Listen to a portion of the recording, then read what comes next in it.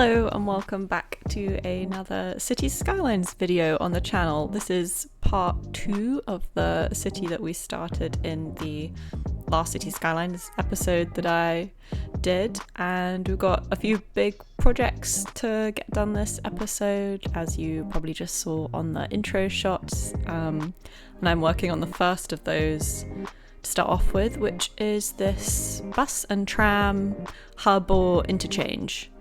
And yeah, so we had unlocked transport, I think sometime during the last episode, but I hadn't actually built any of it out yet. I'd kind of drawn bus roads, as you can see even from this shot, throughout the suburbs that we built last episode, so I was trying to prepare for bringing the buses in, and I was also pretty sure that I wanted to bring in a bigger form of transport for getting back and forth across this river rather than just relying on buses for those as well.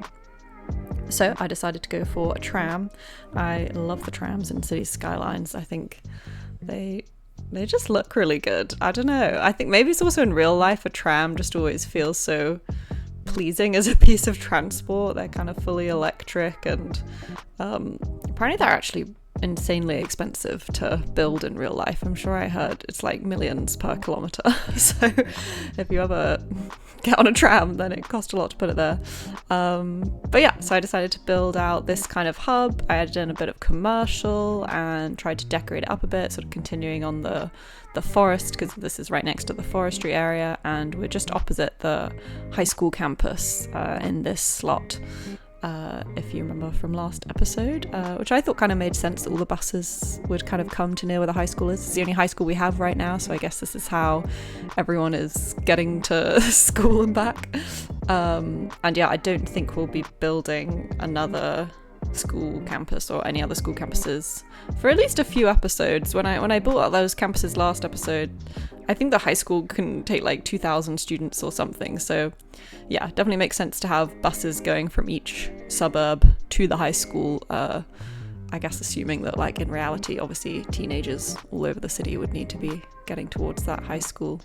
But yeah, so that was kind of the start of the bus and tram hub. I think I do go back to it a little bit later in the time lapse as well, just to decorate it up a bit after I kind of got everything working.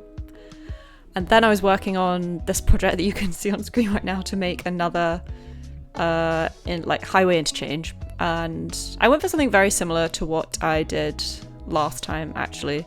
Like I said, this is kind of a pretty common highway interchange I think we have in the UK. So I do tend to build a lot like this. I did play around in the beginning with having one of the like pre-made Cities Skylines interchanges in here instead, but I just think they look so much worse. I mean, not that the interchanges I build are particularly beautiful, but yeah, I really wasn't a fan of the pre-made ones that came with the game. And I was pretty happy with how this one turned out. It was slightly trickier because we had that kind of like curve on the left-hand side where I had to join up the roads. It wasn't just a completely straight road. But I think I managed to make it look pretty normal. I think maybe next time we build a highway interchange, probably when we unlock the square to the left of this, I might try my hand at building something a little bit more difficult, although maybe just to challenge myself, because it would be nice to be able to have a kind of through road where the cars don't have to go, like the cars who want to get from one side of the highway to the other side of the highway, so like from the right of the screen to the left of the screen, don't have to go round the roundabout. Yeah, if they had like a bypass or something, I think that's the word I'm looking for. So maybe some kind of highway interchange with a bypass could be a cool thing to try and build next. But yeah, we are currently looking at the area that we are going to be doing most of our building in for today's episode, and I was starting off here just with the road layout. I decided to make that exit off the interchange just be a one-way. I don't want that roundabout to get super crowded, and it kind of made sense to me that people could use the other road to enter their roundabout, like any kind of heavy traffic. Yeah, because the diagonal road that I built is kind of more of a residential area with kind of low density commercial, so to me it didn't make sense that like loads of lorries would be traveling down that road in order to get onto the highway. I would rather they use the collector road that goes across the bottom of the screen. But yeah, I was kind of having fun. I feel like with road layouts, obviously grids do just work really well in Cities Skylines because the whole game is designed around these kind of square zoning blocks. But I do try to mix up the angles of my roads just to keep it a bit interesting to look at. And so that's sort of what I was trying to do here. I mean, I do still have a good amount of grids. I think it's kind of impossible to avoid, but I quite liked adding in stuff in a diagonal. I feel like then when you look at the city from above, it just ends up looking a little bit more realistic, because I mean, I'm from London mainly, so I mean, that is a very ungridded city. There are grids in London, there are a few, but when you look at it from above, it is like incredibly imperfect in that way, which I kind of love. I feel like it gives the city a bit of interest to look like that. So I definitely want this city to not just look perfectly gridded in every single square from above. I think it's quite a nice, easy, efficient way to start off a city, especially when you don't have loads of money in the beginning. Building grids is just like a very efficient way to grow your zoning. But yeah, as you kind of start making more money in the city and city skylines, it's nice to branch out from that a little bit. And look at all those little houses growing up. I always love this bit when you unpause after you've done a bunch of zoning and you get to watch all the houses coming in. And you can actually also see that I've forgotten to mention that I decided to make this area mid-century modern themed. So it's quite a big area I've done in mid-century modern here, and I quite like all the houses like quite square in mid-century modern. So to me from above, it almost makes them look like a little bit more dense. I mean, it's still pretty suburban. We are sort of still in a suburban area here in my head. But it just differentiated it a little bit from the other types of housing that we'd been using in the last episode. And I was really happy with how it turned out, actually. I've not built loads with the mid-century modern stuff, but I thought it looked good. My only criticism for myself is that like loads of these houses come with swimming pools, so it does look a bit odd that like in this area for some reason loads of people have swimming pools and in the rest of the city kind of no one has swimming pools.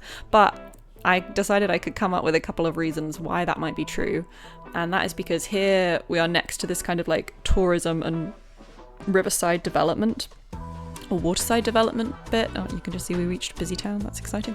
Unlocked lots of nice new things. And lots of roads with trees. I love that. But yeah, anyway, sorry, I got distracted. But yeah, we're kind of in this like waterside development area, so I thought it made sense that the houses are a bit nicer. And also because I end up building a big oil area, which makes loads of money for the city, like an absurd amount of money. I'm like, okay, maybe this is where all the rich oil people live, and so they all have swimming pools in their back garden or something. And yeah, you just saw me putting in the first of the bus lines, so that's connecting up these old suburbs that we built last episode, and I think I put 2 bus lines in on this side of the river, basically just down the bus roads that I'd already built from last episode. And yeah, I basically just try to hit up each suburb. So one goes across those northern suburbs and one goes across those southern suburbs. And I was pretty happy with how it turned out. I'm only using the biofuel buses. I kind of like that just from like an environmental standpoint, I guess, to pretend that all the buses in the city are biofuel buses. This is all the buses going through the secondary school, which I quite like. So yeah, that was good. And also, yeah, adding a little bit more to this forestry industry. So we did have just a tiny bit of industry demand. And although I built a fair bit of industry last episode, and we're going to build a fair bit of industry this episode with the big oil industry that I'm adding in, I kind of don't want to, I think in the next episode I'm going to be building a lot less industry. I want to do a big residential build, which I'm looking forward to. I think I'm going to do a big kind of like mid-rise residential build as though we're like getting towards the center of the city. I'm not nearly ready for like a downtown build or anything like that, but you know, it's just like the density is sort of slowly increasing as you reach more towards the center of the city. Yeah, I was really happy with how this suburb turned out with my slightly odd shaped rows. I especially really liked the kind of triangle town square, or town triangle, I guess you could call it, that I added in the middle where the tram stops in the middle of that suburb. And yeah, I added in just quite a few park buildings. I wanted it to feel very leafy. There's also like a little ice cream plaza, which is quite cute. So yeah, definitely playing into this kind of slight tourism vibe in this area. And yeah, then I built that pedestrian bridge also, which is now off the screen, just leading towards the oil area. Yeah, so coming back to the bus and tram hub to detail it up again a little bit, and we've unlocked quite a few new assets now. So I really like the Japanese content creator, I think think it was a content creator pack, but whichever pack it was that came with all the Japanese buildings that has these kind of mid-rise office buildings, which again are perfect for the sort of episode I want to do next episode, where basically building mid-rise things. So the kind of wall-to-wall residential, commercial and office specialization that you can add in, I feel like fits in really well next to those sort of Japanese office buildings. But it also obviously came with a lot of these like roadside, what do you call it, kind of like service stations, I suppose. And I quite like that for the rural areas as well, especially near the highway, which a lot of this stuff is. It kind of makes sense that you would have like a little highway rest stop, basically, for people to come and, you know, grab a coffee or whatever you do at a highway rest stop. And then this is, I was adding a few things to the park. I can see it still says 3 stars. The park has eventually reached 5 stars by the end of the episode. But yeah, I kind of left last episode with quite a bit of the detailing of the park still to be done, partly because we hadn't leveled up, so we hadn't unlocked all the buildings yet. So I just went around and placed a bunch of the gazebos, which were one of the newer things we'd unlocked, I think. And we also unlock the climbing frame at some point. And then at level 5, you do unlock the trampoline park as well. But I'm personally not a huge fan of the trampoline park asset, especially like in a park. Maybe it's just the cities I've lived in, but like, for me, I remember having trampoline parks kind of like by the sea or something. Like that was where we would find them in the UK, but not really in like a sort of city waterside park. So I tend to leave the trampoline park out. I probably will include it somewhere else in the city, maybe in like an amusement park build or something. I feel like that is where the trampoline park could fit in pretty well.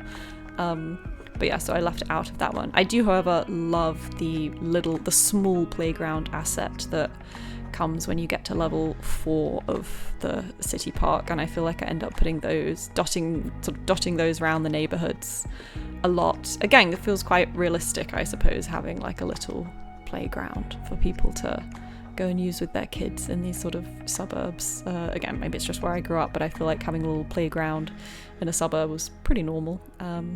And yeah, I still needed to fulfill a little bit more residential demand. I was kind of building loads of residential space out here, or leaving loads of space for residential development, because I knew that when I began to build the oil area, which is, by the way, the like industry DLC oil area, so not just the zoned oil, but I mean, you'll see I kind of like to build my oil areas in a specific style where I'm kind of like mixing a few different assets. But yes, I knew that when I came on to building that oil area, I was going to need so many employees, like an absurd number of employees. I mean, maybe it's sort of realistic that at the moment this town has about just under 6,000 residents. So you like build this oil park, or this oil industry area, and at some point it needs like 5, 6, 7, 800 employees. So I'm like, wow, that's like 10%. Have I done that maths right? I think so. But like, yeah, maybe like 10% of the people that live in this area are working in the oil industry, which is maybe a bit realistic, that you kind of like have a particular industry kind of like propping up employment a lot in one area. But yeah, as you can see, we're actually making a start on the oil industry area at the moment. So I decided to build quays along this side of the river, just to like give it a bit of difference. Again, I kind of put more rocks over the other side, and then this side has got more quays. I guess this is also like the more developed and built up side of the river, so it kind of makes sense. It has a tourism area that I build later on, and over on the left hand side of this oil area I also had a ferry depot, so that we can start introducing ferries as another form of public transport, because I feel like when you've got this big river going through the city, I really like watching the ferries in Cities Skylines. I think they look really good and just add a lot of life to the waterways. So yeah, we're definitely going to be having some ferry transportation, maybe in the next episode or two.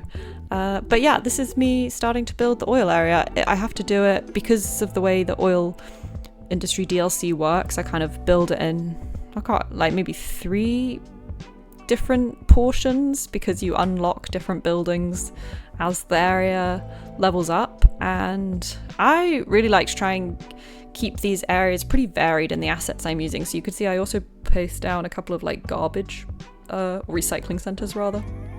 Again, it just kind of like keeps the area looking, I don't know if it's more realistic, because I gotta be honest, I don't really know what an oil area looks like in real life. And I should mention that this one is specifically like a processing oil area, so it's like an import-based oil area. So we're not actually getting any oil out the ground or out the sea in this oil area, because there are like sorry, had a frog in my throat.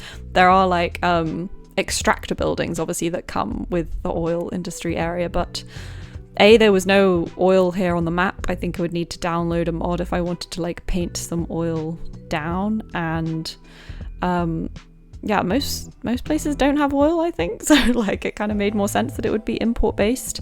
And to be honest, this import based oil industry is my biggest trick to making money in City Skylines early on, because I think the oil industry is one of the first industry areas you can unlock, and it just makes an absurd amount of money, which is maybe I guess a bit realistic. It does make the game very easy, because very early on money just like stops being a problem, and as you see by the end of this episode, I think we have like 3 million, like whatever this currency is, $3 million or something, which is loads. It's more than we're gonna really need to like build out everything we want to. But it's nice. It just means that like I don't really have to think about the city making money for a little while now, which is good. And so yeah, I'm also adding in a bunch of other assets, like I said. So yeah, we've got those recycling sites, we've got a couple of warehouses. I always think they're really good in industry areas for making it look interesting. The big storage containers, a couple of workers' barracks, a car park as well, again very realistic that people might be driving to work and they need somewhere to park. And I had to be kind of careful where I was placing things, because I had 2 water towers, as you can see near the bottom of the screen, in roundabouts nearby. So all of these processing buildings that are kind of at the top of the screen with the smokestacks emit a lot of pollution. So I had to be quite careful to make sure as I was placing those down, they give this sort of like purple, like circular radius, I guess, showing where the pollution will extend out to. And I just wanted to really make sure that I wasn't going to contaminate the water supply, because that can be an issue in Cities Skylines. So yeah, all of the processing buildings are kind of up in that middle bit of the oil industry area, and then the kind of storage and maintenance and warehouses and all those other buildings that I think pollute either not at all or much less are basically like round the outside. Also makes it, I mean, it's not a great area to look at in general, but I think it makes it slightly nicer to look at, to like as you're driving down the highway, you can kind of just see like the big oil tankers and a few warehouse yards and stuff, and the smokestacks are a little bit more hidden. I did do my best to hide this area a little bit from view, at least from like where people would be living, like from their view, with trees and stuff. Obviously because of the pollution, sometimes the trees don't always look great. I also needed to place a bunch of trees down because this area is also very loud, so it's obviously just over this other side of the highway.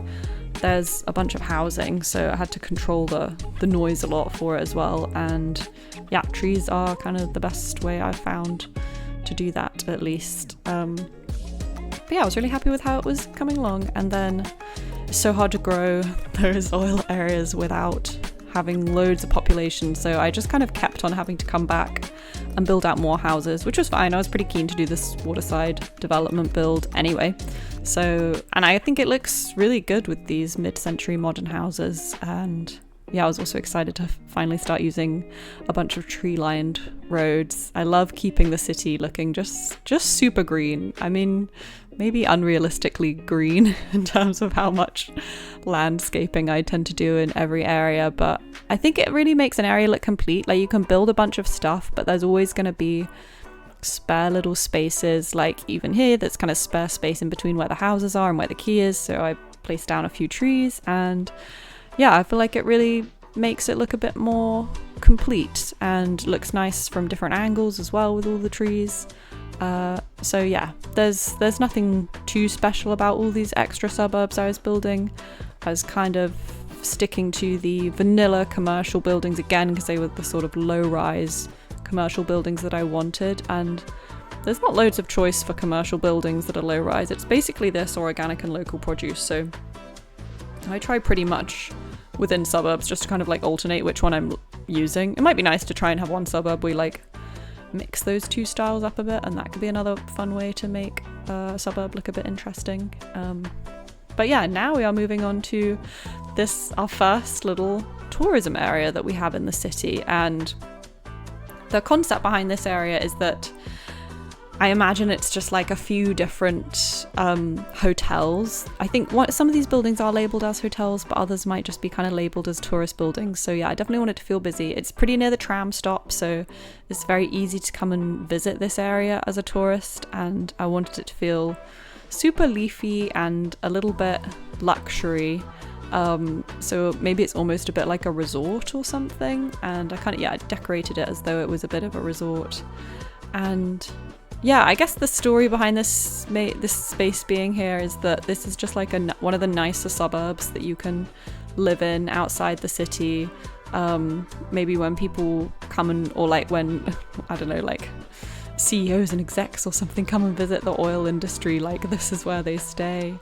And yeah, it's just kind of like a nicer bit of shoreline. Like I feel like the suburbs that we built last episode are very much suburbs where people live full time. You don't necessarily like go on holiday there or something, but I always like building in a few holiday destinations in each of my cities.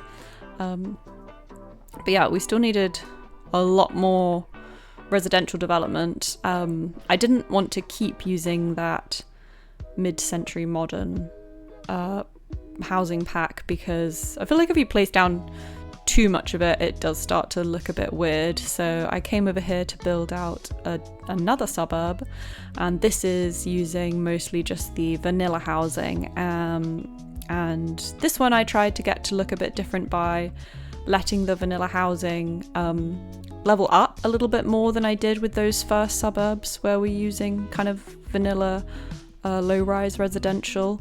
So in the last suburbs we built with vanilla low-rise, I don't think I let any of the houses really get above level 1 or 2. Whereas these ones I kind of let level up to like 3 or 4. I honestly think by the time they get to level 5, I find a lot of the level 5 assets for the low-rise residential are still a bit ugly, but the level 3 and 4 you start getting more of these kind of like what do you call, like duplexes, I guess, or like in the UK like a semi-detached house. So it's like 2 houses on one lot, and so again that kind of helped add to this narrative that like we're slowly getting more towards the centre of the city as we move in this direction. So there's like a couple of taller buildings, slightly more density, but only very slightly. We're inching towards the higher density areas. So like having 2 houses on one plot instead of one kind of like fits that narrative. And yeah, I put a bunch of parks in this suburb as well.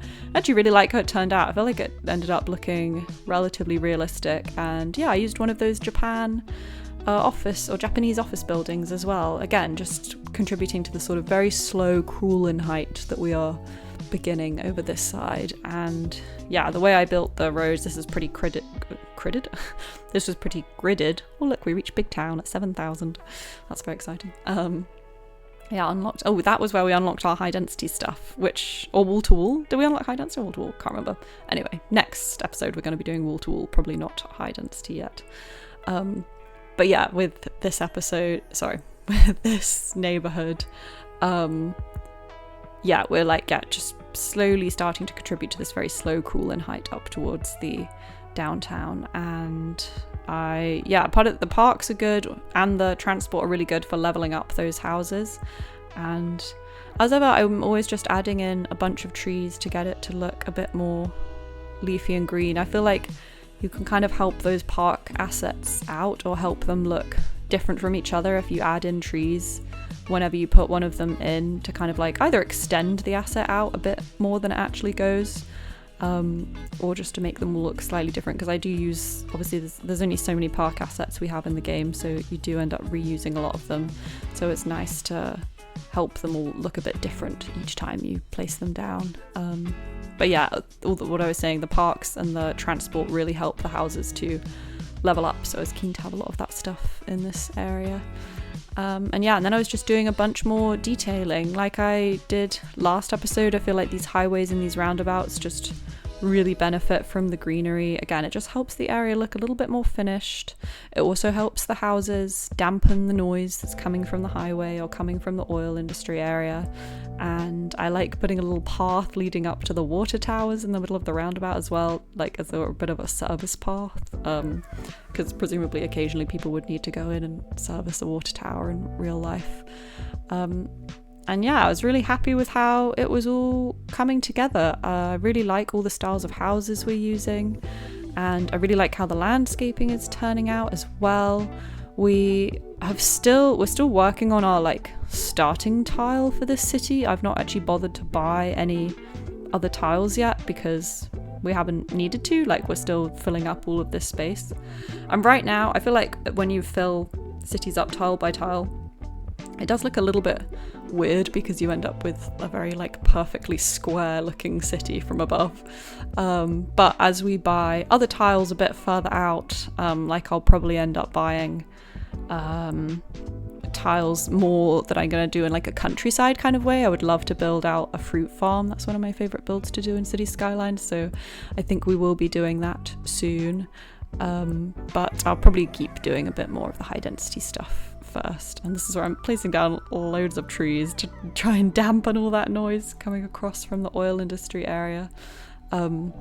Yeah, these houses over this side of the road are pretty close to it, to be honest. But I kind of don't mind that, because as much as I want this city to be very beautiful and aesthetic, it's also true that people do live kind of near industrial areas, and like just having a highway separate you and the industrial area is a reality for like some people in their houses. So yeah, I do want to build. I don't want it, like, this isn't some kind of like utopia that I'm trying to build, I suppose. So yeah, it kind of makes sense to me that we would have some houses that are a bit near an industry area. And yeah, every time I do so much detailing. That's partly why I put these videos into a time lapse, because I think I could try and record a live episode. I think maybe that would be fun to try and do maybe for the next episode, but with all this detailing it just takes so long, so I feel like watching it sped up is just a little bit nicer than watching me place trees one by one in real time. That I think would get boring quite quickly to watch. It's also fun to play the game for me like this, in this kind of long where I can just sort of like play and do exactly what needs to be done and then edit it into a sort of video with a better narrative. But yeah, it looks like we had reached level 4 on this oil site. It honestly took a really long time, even with adding so much residential. I mean, we're nearly at 8,000 residential. We've added, a good 4,000 people over this episode. Am I right in saying? I think we ended the last episode at around 4,000 people. Still really struggling to get enough people to come and work at this oil factory in order for it to level up. We'd produced loads of units. It's like 2 things you need to level up the oil industry area. It's units and workers. Units, we were doing fine. We were creating loads of products, loads of oil, I put in one of the unique factories as well. I can't actually remember which factory it is now, but it's the one that needs just plastic and petroleum to operate, because we're not making any of the other things yet in our city, so those are the only 2 we could use. And then because we had so much money, I went and turned on a whole bunch of city planning services because we had the money to spend on it. And this is the final product from this episode that you can see on the screen right now. I just want to say thank you so much again for watching this video. As ever, I'm really open to feedback, if you have any comments or where you want us to take the city next. But yeah, I really hope you enjoyed it, and I will see you in the next one.